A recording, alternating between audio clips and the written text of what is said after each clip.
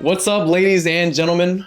Thank you so much for tuning in to another video here at Film Frat. Today, we're here to talk about something that's, in my opinion, something I wasn't even looking forward to watching or even really interested, but it's something that's been super anticipated for a while now, which is Wicked. And then obviously anticipated would be part 2 of Wicked. Coming out this year. Correct. Which then sparked kind of this interest in The Wizard of Oz, which we both have never seen. American classic, obviously, came out a long time ago, 1939. But then that in turn caused us to do some research on The Wizard of Oz. And as beautiful and, you know, kind of cartoonish, kid-friendly that it is, there's actually a super deep and dark secret, you know, that really happened on set. A lot of different things that happen on set. Crazy events. Like, for it being a kids movie and how like colorful and how playful it is, it was not that way on set. No, not at all. So that's what we're here kind of to talk about. Super interesting. But I do want to get into Wicked because I thoroughly enjoyed it. Again, I'm surprised that I even bothered watching it. Something that a lot of people were really hyped for. Not me myself, but you watched it. I watched it. What'd you think? I liked it. I was like pleasantly surprised. I watched it at home with Mackenzie, and we, you know, I'm not a huge musical person. Sure. And I've never seen The Wizard of Oz until recently. Yeah. So I didn't know the lore at all or anything like that. But it was just talked about so much, and it was just Mackenzie really wanted to see it. The only reason we didn't see it in theaters actually is because we're kind of, I mean, we kept seeing TikToks of people singing during it. Man. I mean, they ended up doing a release where you actually could go to the theater and sing along. Yeah. The singing's amazing, bro. Like, if anything, the singing's amazing. And what honestly was surprising to me about it was like how witty the humor was. I did watch Wicked like you did before watching Wizard of Oz. Yeah. I didn't have the context that you probably want going into it. Right. What was your first experience watching Wicked? So the only reason I knew of Wicked was one, because of the casting. Obviously, there's Ariana Grande and Cynthia Erivo. I hope I'm pronouncing that correctly. Yeah, she doesn't have a lot of credits in other movies. I think she's on Broadway for the most part. For sure. This is kind of her. Great voice. Yeah, she had an amazing voice. There's a lot of promotion for it. A lot of promotion. And so, yeah, I watched it. It was fun. Like you said, a lot of the musical score is cool. I personally like musicals. Yeah. I personally like them. And it's funny going on the point you're talking about, a lot of people kind of singing to them. And, you know, there's some theaters that actually posted notes saying, do not sing during this movie. Yeah. You know what I'm saying? Like, it got that bad. And then, like you said, they released different show times where people went and actually sung. But it was a good movie overall. And there were, like you said, because we did watch it before Wizard of Oz, there's some kind of continuity that we wouldn't pick up on. For example, like, and this might sound so bad, but the beginning of Wicked, where it starts with the witch who's melted and the hat's there. I was like, okay, what's going on? Oh yeah, well, because it starts where Wizard of Oz ends, I want to say. Kind of, yeah. It's essentially like Dorothy kind of throws the water and it melts the Wicked Witch. And then all that's left is the puddle of water in her hat. Yeah. That's kind of where Wicked started. Yeah. Right? And then it goes back in time. Correct, because the Munchkins start celebrating. Glinda flies in. Oh my God, Wicked Witch of the West is dead. They have that huge musical. And then they ask her, hey, weren't you friends with, you know, what's her name? And then that's where the movie starts. Yeah. I was like, I didn't know what was going on. No. Yeah. I was the same way too. Another scene that was kind of like that was just the monkeys growing wings and stuff. Like, I knew there was monkeys with wings in the Wizard of Oz. I didn't. Really? No. Yeah, I just knew of them, but I didn't know anything about them. But that scene, it felt like a little out of place to me in Wicked. I don't know why. Maybe I was just like, oh, this feels like out of nowhere kind of thing. Yeah. Now watching Wizard of Oz, I'm excited for Wicked Part 2. I mean, there were some like cameos, or not cameos, I should say, like some Easter eggs pointing to the Wizard of Oz. Like the very intro to Wicked, you can actually see Dorothy and the crew walking up alongside the Yellow Brick Road. Yeah. Like you should go back and look at it. Like you actually see them walking. So it's pretty sick. I don't know. I'd give it like an 8 out of 10 personally, Wicked. That's the music alone, honestly, and it has like a little bit deeper story, especially in comparison to Wizard of Oz. In my opinion. It's got kind of like layers to the story. And I agree. I agree. Different subplots and whatnot. Yeah, it feels a little more grown up. Yeah, I agree. And the fact that, to bring this up too, the performances on Wicked, all that singing was done live. Yeah. That's insane. Originally they didn't want to. Like the director said, no, let's not like waste our time. They're like, no, we're going to do this live. Which is so she's like riding around on this broom singing like that. That's crazy, huh? That's crazy. So, but hey, props to them. That's super cool. It adds a lot to the movie. So again, I give it an 8 out of 10. What would you rate it real quick? Yeah, I'll give it like an 8 out of 10. Yeah, okay. That's pretty solid. Cool. And I'm excited for part 2. I even went in and started doing research on like the lore and stuff. So I kind of spoiled it. It is what it is, but it seems pretty cool. Yeah. But I will say they do paint out the Wicked Witch and this will transition into the Wizard of Oz. In the Wizard of Oz, they paint her out to be such a bad antagonist who's there to just antagonize the crew, evil motives, but that's not the case with Wicked. They don't even seem like the same character. No, they don't. To be honest, I'm curious to see how that transition happens because right now the connection's not completely there for me. I agree. Going into the Wizard of Oz, I just recently watched it. And I'm kind of surprised because, again, it's such a classic, right? But it's such a simple movie at the same time. Me and Alex have neither seen Wizard of Oz until like recently, which is crazy. But we both recently watched it. And that's the same idea I kind of got to is that like it's a children's book. It's definitely made for like children. Do you know like the Tin Man or Scarecrow are like in the Wizard of Oz? They're like at the beginning, right, of the movie? Like in the opening. Well, they're in Wicked.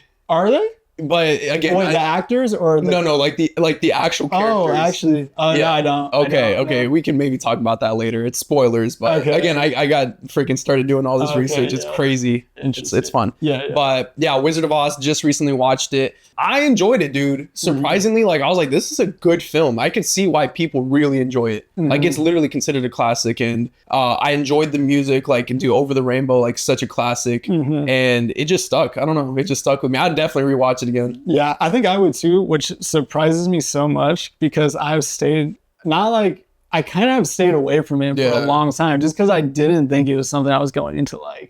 Honestly, like, have you ever seen those films? They're like claymation movies that like they're holiday themed and stuff. Sure. They're kind of like creepy in a way. Like they kind of have like an uncanny feel to them a little bit. Yeah. And that's kind of the vibe I always got just seeing scenes from Wizard of Oz. I always thought it was going to be like kind of off in a way. Yeah. But it's not. Like it's not really. Totally like normal. It is normal. And it's hilarious. I'm not gonna lie. Yeah. I was busting out laughing throughout that movie. Oh, this is funny. Dude, I was actually like cracking up a little bit too. Like every time they walk away and they're like doing this it's like so stupid. this dance right here. I'm like, what are they doing? Yeah, going down like the yellow brick road and stuff. Like, what is this?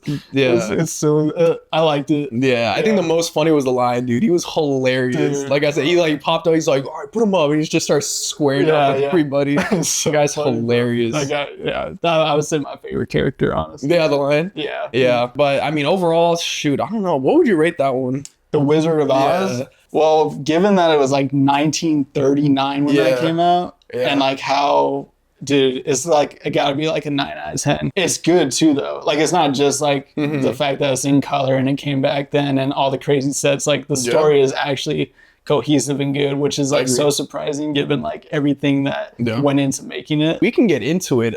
Released in 1939, but you know it's funny too, it didn't really pick up heat till like 1950s because it just barely made enough to recoup the budget. It was like a 2 million dollars, so it barely scraped by. And I mean, it was like right after Great Depression and like kind of pre-World War II, I guess. So it was like, you know, not the best time for film, at least for people wanting to go out and spend their cash. So who makes that film? What studio is it again? Was it MGM? MGM, yeah. So MGM, I guess they didn't really care if it was going to be like a box office success because I guess Snow White had just recently come out. Right. And like they kind of wanted to make something that showed that their studio could match something like that. So they just wanted to make something almost kind of like iconic. Even if it didn't make money, they were like, we're going to put our name on this. I mean, 5 directors. It had like 12 writers just to make the script. It went through hell. And we'll get into like the stories about it with the production and whatnot. But I mean, the final end product, it's like worldwide known. The Wizard of Oz is like,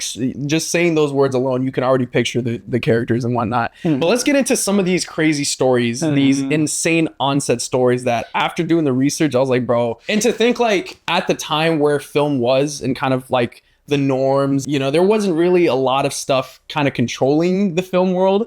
So they kind of got away with a lot, you know what I'm saying? There's a scene where Dorothy could not hold in her laugh, like, because she had to slap the line on the nose. Yes. It's Victor Fleming directed Wizard of Oz. So they had to do a bunch of takes, and this is during a time where like film is expensive. You don't want to have to do a bunch of takes. Like that was kind of the the mindset back then as far as like saving film and budget and stuff. So she just could not like keep in her laughs, and like finally Victor Fleming pulled her aside after one of the scenes, and like he slapped straight her, up, boom, slapped her across the face, and he was like, "You got it, like, you're not gonna get it wrong this time." Kind of thing, which is like just so not how to handle the situation. But like I heard Victor Fleming was kind of a complicated guy. Sure, like there was times where people liked him and he really cared for people. And there was times where like things like that would happen.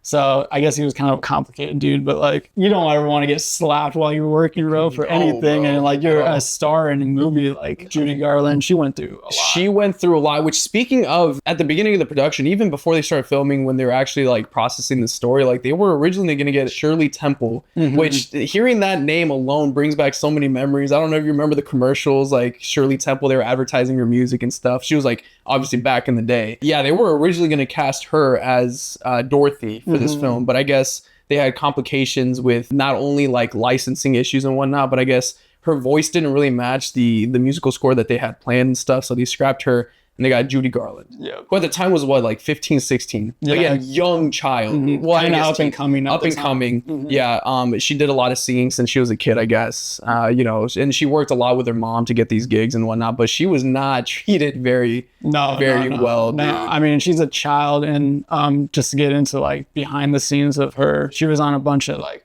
uppers to kind of keep her like going during scenes, and then they put her on a bunch of downers just to fall asleep. So she was on drugs like crazy. And it's so sad to think like that cocktail of like just drugs that they had to feed her. And they kind of did too with like the rest of the cast. Like reports showed that like they would do like 70+ hour film sessions just to then go to like the studio hospital to then get those downers to sleep for what, 4 or 5 hours, just to then redo it again, wake them up, give them more uppers to keep filming. Like that's crazy. You know what I'm saying? So unhealthy. It's so bad. And that translated into the rest of her career, right? Because she then got just addicted to like drugs, and it kind of like derailed her career, which was super sad. And like there were points in times where she like almost took her life and whatnot. And then she started making another comeback. And then unfortunately she passed away, I think like at the age of 40 something, I want to say. Passed away at the age of 47, unfortunately, in London, which is super sad. But yeah, dude. And it goes to show too, I know there was another story on set was like the stuff she had to wear, like I guess was like super compressed, like dresses and whatnot to kind of like get her figured. And at a certain point, you know what I'm saying? She was on a super strict diet too. A super strict diet. They barely like let her eat. She was very controlled. And it's something that she spoke about too in interviews. Like that's all she remembers from her childhood. Like that and like the drugs. Just super sad. Yeah. But she did a phenomenal job. I loved Dorothy in that movie. Yeah, she was the right pick for absolutely, bro. Pick. Absolutely. And shout out the dog. Toto. Dude, I'm so glad you shouted him out. The whole time I'm watching this movie, bro, I'm like, Toto is killing it, bro. He's showing up in the background. Yeah, doing his thing. He freaking had a stunt where he jumps off the rock. Wasn't that hilarious? He looked and jumps like, what the heck? How's this dog so good, bro? Shout out Toto for real, bro. You know, he got paid too. He got paid more than the Munchkins. Isn't that bad? That's so bad. Speaking of, let's get into that. The Munchkins, right? Which is a huge part of the lore. Not only that, but there's so many of them in that set. I mean, I guess they weren't the greatest of people either. And they like would stay in their own hotel. And then they would get like super, super drunk amongst themselves and go and like cause havoc. And I guess reports show police would come with nets and pick them up. I swear, dude. Isn't that insane? That's crazy. Like these guys were causing havoc. Yeah. These Munchkins. But then they're like, it doesn't translate to the movie because they're like these super loving, like carefree people. I heard other sides of it where Dorothy was very loving to them and excited to work with them, and they were the same way back to her. So I heard stories from both sides. There's this very popular theory that I read that was a popular theory like throughout the years about in one of the scenes where they're picking apples and then they're walking down the yellow brick road. Out in the forest, you can see kind of the silhouette that looks like a hanging body. And people were theorizing that it was one of the Munchkins who actually hung themselves. I know. But then it got debunked. Apparently they had wild birds on set just to make it more realistic. And it was just like a shadow of one of the birds. Let's go into some of the other characters, bro. So we have the lion, we have Scarecrow, we have the Tin Man, We have the Wicked Witch. They all have their unfortunate issues on set as well. Like, let's get into like The Lion, for example, at 1st. They actually used a real like suit, like a lion suit. Yeah. Like that covered his whole body, we saw. Dude, that kind of makes me sad. Does it? I would hope so, because it's a crazy. real lion. Yeah. Yeah. And he had to climb into this suit every day. And it was like 90 pounds. It was heavy. And with those like Technicolor cameras and lights, like you were sweating on set. So I guess they had like 2 producers have to air it out after each set just to get it dry enough to then wear the next day. Dude. So this thing was like just constant heat. So bad. And dude, look at the choreography they had. They did a lot of dancing, a lot of movement. Like there's so much motion. He was jumping around. Exactly. Like when he gets introduced, he's like jumping around. Yeah. So I can only imagine having to carry that much weight, right? And the scenes where they're running. Yeah. I wonder if he was last, bro. Yeah, bro, he was way down. Come on now. Another one that scared me too was Tin Man, right? So I guess there was an original actor before the actor that actually played him. And at first, when they were actually painting him up and whatnot, they used like aluminum, was it powder? And that's what they used to kind of coat his face. And I guess reports showed that one day while he was sleeping, he woke up like screaming because he just started cramping all over his body, and his wife had to take him to the hospital. And it's because of like the toxicity in this powder that got into his system. So he was no longer on the project. They got a new actor. Yeah, so that was Buddy Ebsen. And so they got the new actor who then they used like an aluminum paste instead of a powder, so it wouldn't get into his system or ingest. Which is crazy to me. Like, so I think it still has aluminum in it. Yes, it does. It's aluminum, but it's like a paste instead of a powder. But you're putting metal on these people's skins, bro. I mean, it's way back in the day, but sure. Like, bro. Like what? But even he himself got like eye infections because of it. So yeah, he was out like 2 weeks. Yeah, too. Yeah. So it still affected him. Imagine they get a third Tin Man. Oh man, dude. There was 2 different Tin Mans, like I said. The first one had to be hospitalized. Second one, Jack Haley, and then he also had his issues being Tin Man. Yeah. Okay, going into Scarecrow, the gentleman who played Scarecrow, the prosthetics, which were really good looking, I'm not gonna lie. Yeah. Like the prosthetics on everything, he looked really good. Scarecrow himself, like his prosthetics, especially on his face, caused there to be wrinkles and like permanent scarring on his face just because of how tight and how bad like the prosthetics was. I didn't even read about that. Yeah, so it like literally scarred his face because of it. That's crazy. And it stayed there for like half a year. That's crazy. So it's super insane. That was Ray Bolger. But one of the worst ones I think would be the witch. Yeah. Right? And so what happened with the witch? There's a scene, and I want to say this happens multiple times where she kind of disappears into this red smoke with fire. And it's like kind of this effect where like she just kind of, she vanishes. She basically teleports somewhere else. The trap door that she's supposed to go in didn't work properly when the fire was supposed to go off. So she caught on fire. So she literally caught on fire. Her hands were burned. Her face was burned. It's just like, where's the safety on the set, man? There was none. Her name was Margaret Hamilton. So it was her who got burned initially on that, I guess, stunt. But I think it was in the beginning of the movie. Because I remember when they're in Munchkinland and like the house is on the other witch and you see the rubies, she like spawns in almost and it has like the smoke. But on the second one where she like leaves, the smoke pops up again, but then there's a huge blaze of fire. I think that's where it was. Okay. So yeah, like you were saying, she got burned and she was out for like 6 weeks. In turn, they had to get a stunt double because she was out and she kind of refused to do all these other fire stunts, rightfully so. But even the stunt double got burned as well. Yeah, dude. She was hospitalized. Her leg got like gashed. Yeah. It was like this whole thing too. After this accident, her friend had to come pick her up from set to take her to the hospital. What? And then afterwards, the studio contacted her saying, "Hey, when are you gonna come back?" And are you okay? Exactly. We need you back here. Like, you're still on the clock. Yeah. By the way, like you got some filming to do. Like, isn't that crazy? That's wild. But then when she returned, immediately they asked her to do another fire stunt, which she refused. But I guess the gashes on her hand were so bad she had to wear green gloves because you could still see like nerve endings on her hands. She wanted to sue, but she was afraid of getting blacklisted, and she didn't want. She wanted her career to go on. She wanted to act in more stuff. So and that's so sad. Yeah, it's such a sad way to think about it. Like probably a lot of the actors were the same way as far as not saying anything about it, is because they just wanted their careers to kind of continue. Yeah. So I understand, as unfortunate as it is, I understand their motive behind it. But I mean, again, this was back then. Sure, it's much different. But yeah, that's so sad to think. And Betty Danko was the stunt double. There you go. It was a broom that exploded. They were going to have Margaret do. They wanted Margaret to do another stunt after she gets burned on her hands and everything. Isn't that crazy? So they had Betty Danko, her stunt double, do it, and she gets hospitalized after that. So it was like, that could have happened to Margaret again. That would have been so bad. She probably crazy. would have just quit after that. Like, I'm good. Dude, I'm done with this project. Probably would have barely been alive after that. Yeah, Like, seriously. Oh my gosh. Like, that's so geez. sad. All the different characters had their own unfortunate issues on set, but they still seem so cheerful and happy in the actual movie. You would not have been able to tell at all.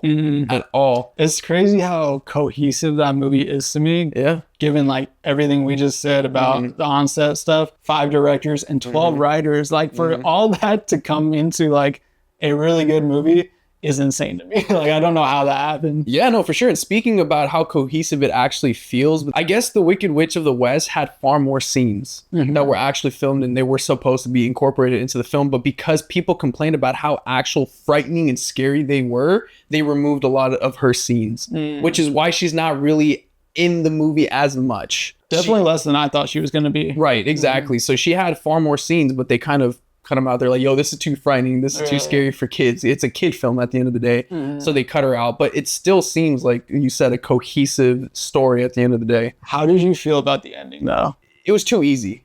Way too easy. Yeah. Like it was like that and they defeated her. Yeah. And granted, it wasn't even like, because the Wicked Witch put Scarecrow on fire. She had like that, you know, like he literally started combusting on fire. So Dorothy goes and tries to put it out. Yeah. But it also accidentally gets on the Wicked Witch, which causes her to melt. So it wasn't even like an attempt to kill her. It was an attempt to save her friend. And then immediately, even though she was this like ominous presence. Right? Yeah. So it kind of seemed a little cheap. I'm not going to lie. I thought it was a little anticlimactic. I agree. A little bit. But at the same, maybe it's a testament to like the journey. Oh, it's the journey that counts.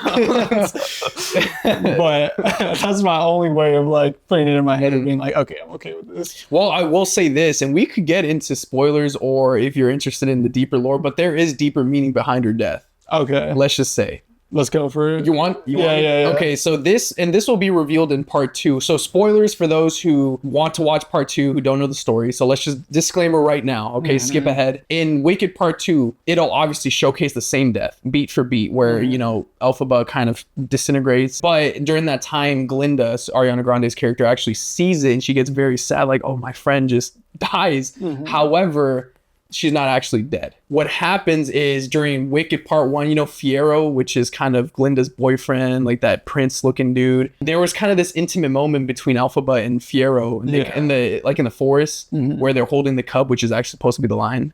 By the way, in Wizard of Oz, he grows up to be the lion. That's good to know. Anyways, they share this moment. So there's kind of these feelings between Fiyero and Elphaba. However, in Wicked Part 2, those feelings kind of grow more and more and more, and they profess love for one another. In her death, where she disappears, she actually fakes her death to be with Fiyero, and they kind of start their life together. So she's not actually dead. So she doesn't die in Wizard of Oz. If the continuity of Wicked actually translates to the lore, then no. No, so she uses another trapdoor to... Kind of, yeah, exactly.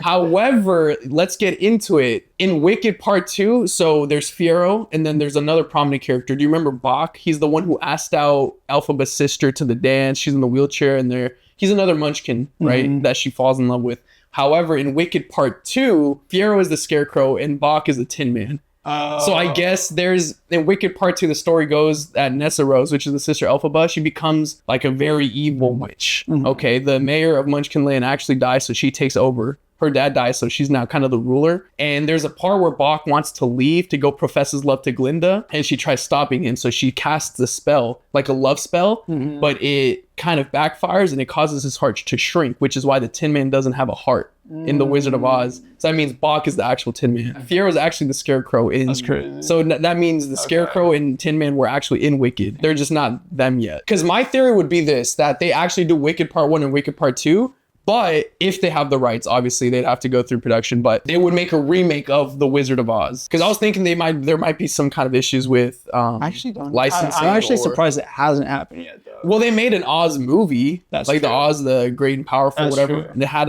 James Franco. Yeah, and like Mila Kunis and stuff. Yeah. I feel like they could then. Maybe they just don't want to touch it. Maybe. Which is surprising because they always want anything that even is a class. People still like Hollywood still wants to touch it. Absolutely. But my theory would be that this would all lead into a Wizard of Oz, remake or something. Yeah, like a whole like a whole new world kind of yeah. thing. They definitely like feel like different in a way, like do. same world, I guess, for sure. And I really did like how they represented Oz like in Wicked. I thought it was really sick, actually. Yeah, let's talk about that, dude. Jeff Goldblum, he did a pretty good job. Yeah, I thought it was pretty cool. Did you pick up on the fact that at the beginning of the film, the man that came in and kind of, fed that green elixir to Elphaba's mom, did you know who that was, that strange man? That wasn't him, was it? That was him. Yeah, at the beginning, that was actually Oz who came in and kind of had that affair, or she had the affair, whatever, and then in turn gave birth to a green baby. Dude, and then how they represented him in Wizard of Oz. I thought was kind of funny too. Yeah. Dude, I thought it was so funny how Toto jumps out of the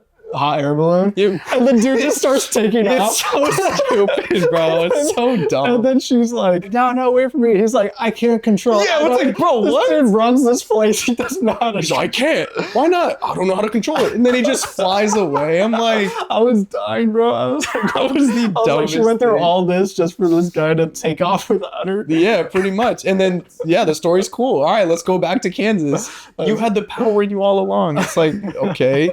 So it is kind of funny. I'm not going to lie. But I think that just adds to the charm of the movie. I think so. You know what I'm saying? Yeah, so I don't think that would take away from it. No, at least not in my for me. experience. No, it added it to it for me. That's so hilarious. Yeah, Wicked Part 2 is going to add a whole lot more that hopefully connects to Wizard of Oz. And like I was saying, my theory is that they'll make a whole reimagining or remake that might differ from the original, at least to be more concise with it. Because like you're right, like you watch both of these, Wicked and then Wizard of Oz, they seem kind of different. Yeah, pretty distant in how they were. Definitely years were between those movies for sure. So I wanted to talk about another thing on set that it just reminded me looking at this article here. So there's the scene where they almost reach Emerald City, which is their goal essentially, is to get to Oz, who's in Emerald City. And then there's this kind of field of flowers, right, that the Wicked Witch kind of enchants to make them fall asleep. So the crew gets there and then all of a sudden they start getting super sleepy, like the lion does, and so does Dorothy. So they fall asleep and they can't carry her and they're scared, like, oh, we don't know what to do. But then Glinda casts another spell to kind of redo the spell that the Wicked Witch did, and then it starts snowing and whatnot. It turns out that fake snow that they used is actually asbestos, which is super, super bad. Like, it's a carcinogen, and it just causes so many issues, and it's very unhealthy to ingest in your body. And it was just like pouring over her. Yeah, you know a lot of it. A lot of it. No wonder they were sleepy. Yeah, literally, bro. Started getting poisoned and whatnot. I don't know if I want to call it like cutting corners, but it's like just the lack of safety precautions back then. Especially on that one, because reports show that they knew at the time, during that time, they knew asbestos didn't have the best, again, well, not health benefits. It had zero benefits. They they knew it had health risks, right? Yeah. But they still chose to take that direction because they thought of it as the best looking fake snow. Luckily nowadays there's far more regulations and rules for safety and everything with the actors and whatnot. So those are a lot of the scary stories on set. It was just a crazy production overall for an insanely classic film, American classic film that I think will live on forever. Yeah, The Wizard of Oz. So I'm excited for Wicked Part 2. And I'm glad I actually watched Wicked and it led me to this movie. I'm going to keep geeking out on the lore. For some reason, I just love how deep the lore is. Yeah, I've been watching a lot of videos preparing for this, but also I just like with how much stuff happened on the set, it just like interests me that happened, honestly, that's like the case with this movie. Oh yeah. So yeah, it's just insane story. Thank you guys so much for tuning in to another video. Real quick, let's give a shout out to what we got right here. The hands-free popcorn bucket. Use code FilmFrat at handsfreepopcornbucket.com to get yourself one of these. Fits in most cup holders, large size cup holders. Get it right between you and your day or you and your podcast host. I can just start going at it. And it's good for theaters, cars, pretty much anything, stadiums, sporting events. Absolutely. It's a good purchase. Absolutely. It's a good purchase. You can customize it as you want. As you can see, we have a bunch of the Film Frat stickers on here for ours specifically, which you can also go get. We'll have a link in the description for Film Frat where you can actually get these. But yeah, you customize it however you want, paint on it, take it to the movie theaters, showcase it, make people jealous, and then tell them where you got it. Oh yeah, you can go and check handsfreepopcorn.com, get yourself one. You've taken it to the theaters already? Absolutely. Yeah. Never go without it. There you go. So yeah, guys, do yourselves a favor, get yourself one of these. Again, thank you so much for tuning in, and we'll see you on the next one. Peace out. Deuces.